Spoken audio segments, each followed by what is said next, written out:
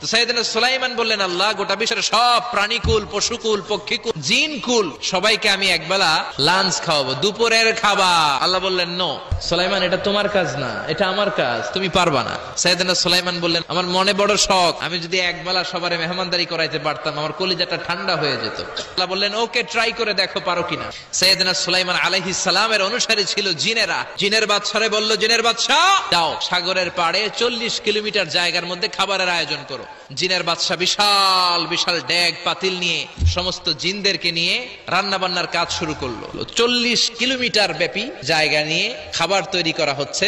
সব যখন রান্না শেষ, চলে এলো সেই মহেন্দ্রক্ষণ। ইন দ্য মিন টাইম সাগরের ভেতর থেকে এক বিশাল আকৃতির তিমি মাছ করে ডেকে বলল, সুলাইমান, খাবার দাও।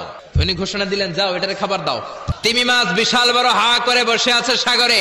জিনের বাদশা খাবার দিতে লাগলো। 1 কিলোমিটার শেষ, 5 কিলোমিটার শেষ, 10 কিলোমিটার শেষ, 40 কিলোমিটার শেষ, এখনো তিমি মাছের মুখ করা আছে না নাই? সাইয়েদনা সুলাইমান সিজদায় পড়ে গেলেন, আল্লাহর ডেকে বললেন, মাবুদ রে, আমি বুঝতে পারি না, আসলে রিজিক দেওয়ার মালিক আমরা না, গোটা বিশ্বের সবাইকে খাওয়ানোর ক্ষমতা আমার নাই, রিজিকের মালিক একজন, তিনি কে?